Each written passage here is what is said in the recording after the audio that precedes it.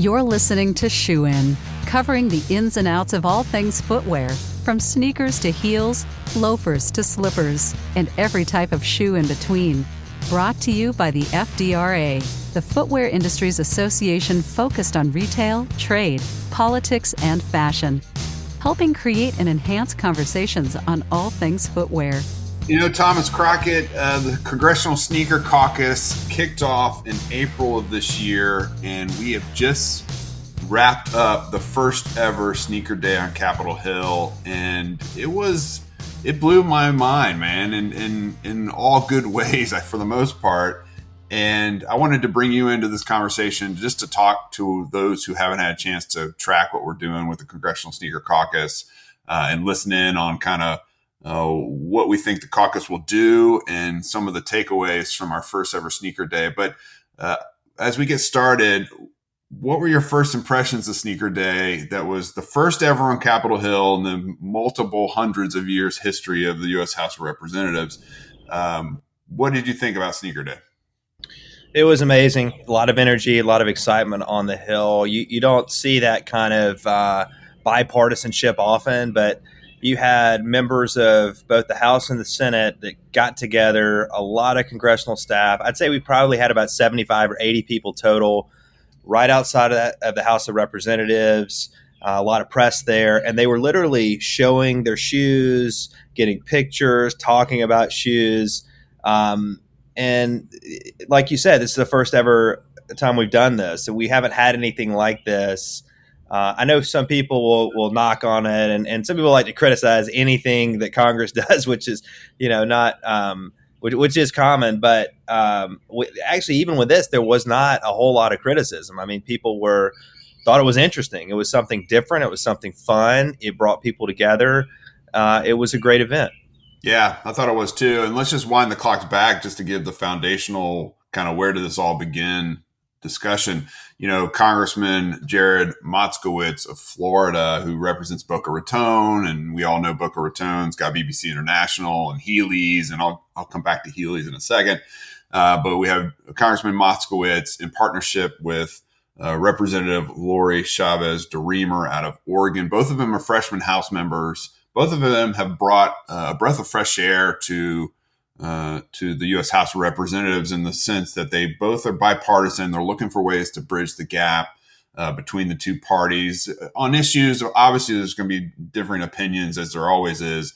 But as far as decorum and engagement and collaboration and friendship, I think both members are looking to develop relationships on both sides of the aisle. In fact, Congressman Moskowitz takes members from the Republican Party. They have lunch together and they break bread together, and I think that's something that has been sorely missing in a lot of ways.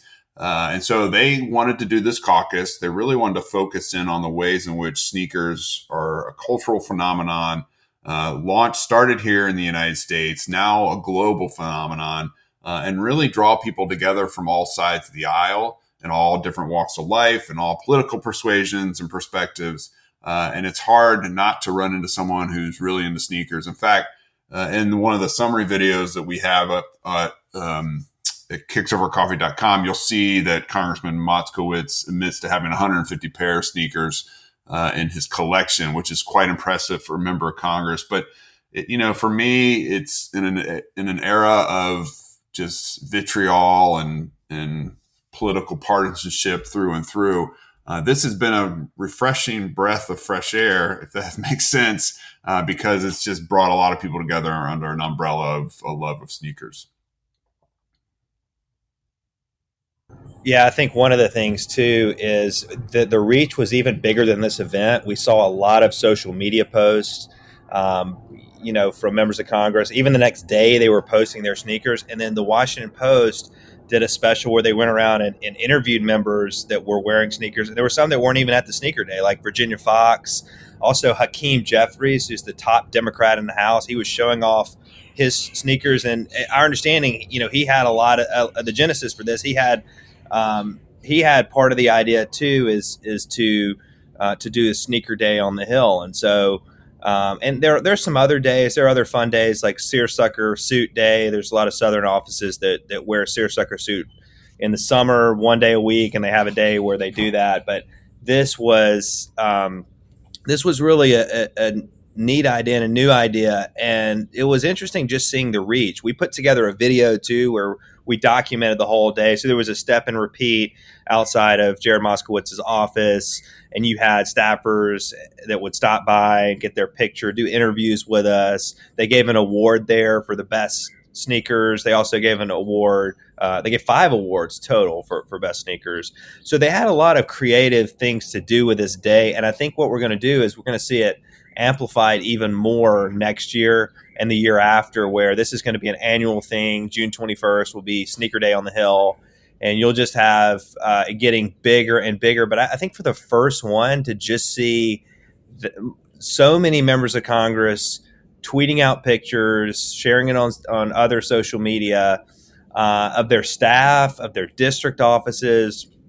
I just think people, they need something like this right now. It's been a really a difficult year and a bitter year in some ways with the debt limit votes and the speaker vote. And I think this is just something light and fun. It's just one day, but it does bring people together, and it's amazing that it's over shoes. I mean, this is what people are, and this is one of the few things that we've seen where people are getting together, both sides of the aisle, and talking about something. And we saw a group of about 7 or 8 members of Congress all kind of huddled together for the picture, and they were talking, they were laughing, they were showing their shoes. So I think there's a lot of things that this caucus can do. There's some great briefings we're looking at putting together too for staff to just educate them on the industry. But this was a really, really good start to this new caucus. Yeah, I agree. In fact, let's talk about some of those members, because you mentioned Representative Virginia Fox, who's one of the senior stateswomen, if you will, from North Carolina, from my neck of the woods. So she was featured in this Washington Post story. But some of the other names, Jasmine Crockett, who is from Texas, I believe, a Democrat, Wesley Hunt, also from Texas, a Republican, Summer Lee. I'm not quite sure where Representative Summer Lee is from. And they were also featured in the Washington Post story. So again, political persuasion, doesn't matter what your political persuasion, doesn't matter what your age is. We had a number of African-American members. We had a number of kind of older white folks wearing sneakers. It ran the gamut. And I think for me, the highlight, getting back to the Heelys conversation, is that a member of Congress from Kentucky was wearing Heelys, and that's Morgan McGarvey, who wore Heelys on that just off the House floor and proceeded to kind of skate across the floor. And they were red, white, and blue Heelys. And Thomas, that display of patriotism and agility and fun earned Mr. McGarvey one of the awards that you mentioned. And so I thought that was actually pretty cool. Yeah, and it was interesting seeing the different types of shoes that members of Congress wore. At Lori Chavez-DeRemer, one of the co-founders of the caucus, she had the Air Force Ones, the white Air Force Ones. That was extremely popular. That was also the shoe that I wore. Yeah. I knew it was wearing that. I knew it was. I would see more of them. I didn't expect to see as many as we did, but I mean, that is the top selling shoe, one of the top selling shoes for Nike every single year. So, not a surprise, but she had them on. I had them on. Rep Moskowitz, his press secretary, had those on. We saw, yep. Mm-hmm. Yeah, saw other staffers doing it. It's really a trend too. When we were working on the Hill, you would not wear sneakers with your suit. I mean, you might wear. Our office was really buttoned up. We wouldn't even wear jeans on Friday for casual Friday. It was always, and even during congressional recess, we would never wear jeans. And that was the. That's how some offices are, just very old-fashioned, very professional as far as suits go. But there's been a trend after the pandemic. We've seen people. There's a lot of walking on the Hill. Members of Congress have to go to votes. They have to get to congressional meetings. They have to get to hearings. And so they're constantly walking around the Capitol, and staff as well. And so they want something that's a little more comfortable.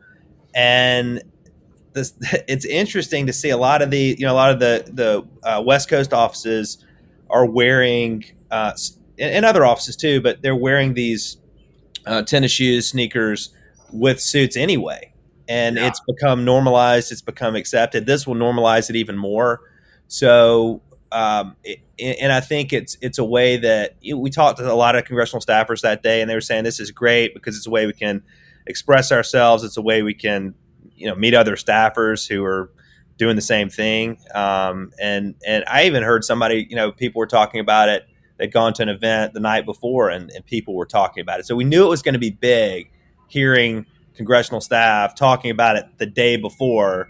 So obviously a lot of credit to Moskowitz's office as well for really promoting this and getting this out on social media and through the congressional channels to make sure that you had a big showing for this event. Yeah, I do want to call out as two former staffers ourselves. You and I both worked on the Hill. I was, 20 years ago, and you were a little, maybe 10 or 12 years ago. But I want to call out some of the staffers we talked to, and that was Keith Nagy with Congressman Moskowitz's office. We heard for some committee staff, Solomon Chin and Sapna Rampersad, and Jamari Hartley, who actually won an award as well. He was wearing, I think, some Nike Dunks that were blue, 2 different shades of blue. It was fun to talk to the staffers, and because people don't realize the floors on Capitol Hill are like polished marble and they're hard. Even when you go into the basement, the sub basement, it's like polished concrete. There's really not a soft spot in the entire complex. And so when you're trudging around at age 25 or whatever it is, when I was up there in Bostonians, that I love dress shoes, but they're not the most comfortable to be kind of walking around. And, we were in the Cannon House office building, and my boss was on the Energy and Commerce Committee over in Rayburn, and we had to run back and forth between hearings and get her over to votes. And there's just a lot of kind of trudging around in dress shoes. And I think to talk to these staffers, to talk about what it's like to be able to throw on some sneakers, and then it was sanctioned, even unofficial, on the 21st of June this year. It was fun to get their perspective because there is a lot of moving around on those hard floors. And even you said it in the interview, Thomas, even for lobbyists like ourselves, there's a lot of walking around, and some days we'll have 10, 12, 13 meetings in one day, and we're traversing all over the place. And it seems like we might have a hall pass now that we can sport some sneakers, at least to some of the meetings that we'll have. Yeah, absolutely. I think, and it's a good way to show off different types of shoes. I like to do that sometimes in meetings anyway, is if you're talking about an issue that's relevant to the shoe, wear the shoe and then talk about it. So it gives us a chance. We wear sneakers and talk about joining the Sneaker Caucus. And I think policy wise, it's interesting. This is really, and I think this is a good thing that it's not legislative focus and policy focus, because it gives, as we've said on this episode, it gives people a chance to talk, to get, meet each other and talk about shoes. But I do think there's some issues where there's a chance, to raise some awareness. One of them is athletic versus non-athletic, not with the caucus, not raising this with the caucus, but I think raising this with Customs and Border Protection. This is an issue that we've had a really difficult time with our members, where they struggle. There's more than 430 ways to classify a shoe, and athletic and non-athletic shoes, the issue is very complex, and it makes a huge difference for companies with costs when they're trying to bring those shoes in. If it's non-athletic, it generally has a lower tariff rate, and so CBP takes a very outdated view, and they think that if you could wear the shoes back decades and decades ago, if they were athletic then, they're athletic now, and that people, they had this really strict delineation where it's, if you don't wear sneakers with suits, you wear sneakers and more casual footwear when you're playing sports. And so I think just having members of Congress showing that that's not the case now, that in the offices, in all types of environments, including the U.S. Congress, which is one of the most formal places on earth, it's the blend is very different than it was years ago. It's a much more casual environment, and sneakers don't necessarily mean that you're playing sports. And I think that's an important point to raise, that has a direct impact on our member companies. Yeah, I totally agree with you, very much so, Thomas. And even Mr. Moskowitz makes the point that, and I've heard him say it a number of times in the press, that we no longer wear powdered wigs, in the House chamber. And so, it's, I think, a call out to fashion changes, things change, and you can still be dressed in a formal way and sport good looking sneakers. And so it'll be interesting to see how this, what happens with it and how it's digested, how it grows. Our purposes are to support the members who want to be a part of the Sneaker Caucus, to support the staff who want to be a part of the Sneaker Caucus, do some educational and informational events for the staff, and design and development and innovation, all really cool things as it relates to how sneakers are made and how they're designed and what their purposes are. So I think our members and those on the Hill or listen to this should stay tuned for further opportunities to engage with the Sneaker Caucus. I'm very excited about it. It ties together, our former lives as congressional staffers with our current jobs and our passions with footwear, with new members of Congress who have a fresh perspective on things. And I think it'll be something fun that we'll get to work on for quite some time. So any closing thoughts as we wrap up this conversation on the Congressional Sneaker Caucus, Thomas? I think one thing that's really good about this too is the fact that there is a desire from the sponsors to do some good from this and to help kids in need, to help kids that don't have shoes. And they're looking for how to do that, the best ways to do that with the caucus. But that is one of the goals, is to say that we want to try to get shoes to kids that really need it. And that there's a separate initiative we're doing apart from the Sneaker Caucus now that we're really excited about, Soles for the District, where FDRA is helping bring in other associations in the DC community to get new shoes to homeless kids. And in DC alone, there are almost 7,000 kids who are homeless.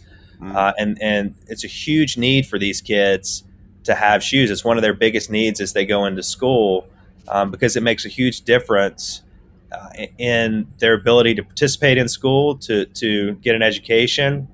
It helps their families to have this basic need met. And so we're working with Soles for Souls on this big event. We're going to go to a school in the fall where we actually present and give the sneakers to these kids in need and try them on, help find the right pair, because many of them may not have had the right size shoe before. And so just getting shoes to these kids. So we're very excited about that event. We really do like that aspect of the Sneaker Caucus, that they're looking for things like that, how they can be helpful and how they can get shoes to people in need. So I think that's another positive aspect of this caucus. Yeah, I like that, Thomas. And if you have an interest in donating to the Soles for the District campaign, shoot me an email. You can shoot an email to all of us at info@fdra.org. We're happy to point you in the right direction, how you can get involved. You can donate. You can be part of the distribution later in the fall. The other thing I'll tease out is that we will be sitting down with both Congressman Moskowitz and Representative Chavez-DeRemer for Shoe and Show. We're very excited about it, and that episode will drop here in the coming weeks, so be on the lookout for that. Thomas, thanks for your support of the Congressional Sneaker Caucus and all your work in the space. I look forward to kind of where it leads and what the fruits of this fun labor will be. So I appreciate your hard work as it relates to the Congressional Sneaker Caucus.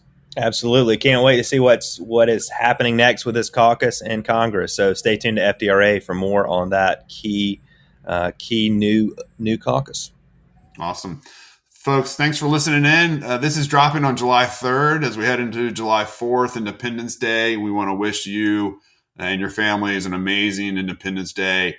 This is the greatest nation on earth. Don't be told otherwise. Is it flawed? Of course it's flawed. It's made up of sinners like us, but it's the best thing going. And there's a reason why so many people come here every single day looking for a better life. It's because the system here and the opportunity here and the freedom here is like any other on planet Earth. So enjoy your July 4th. And if you're listening to this after July 4th, enjoy your July 4th, 2024. I mean, it doesn't matter. Or 2025. Whenever you listen to this, doesn't really matter. So until next time, Shoe and Show is out. Shoe In has been brought to you by the FDRA, the Footwear Industries Association focused on retail, trade, politics, and fashion, helping create and enhance conversations on all things footwear. For information about FDRA, visit fdra.org.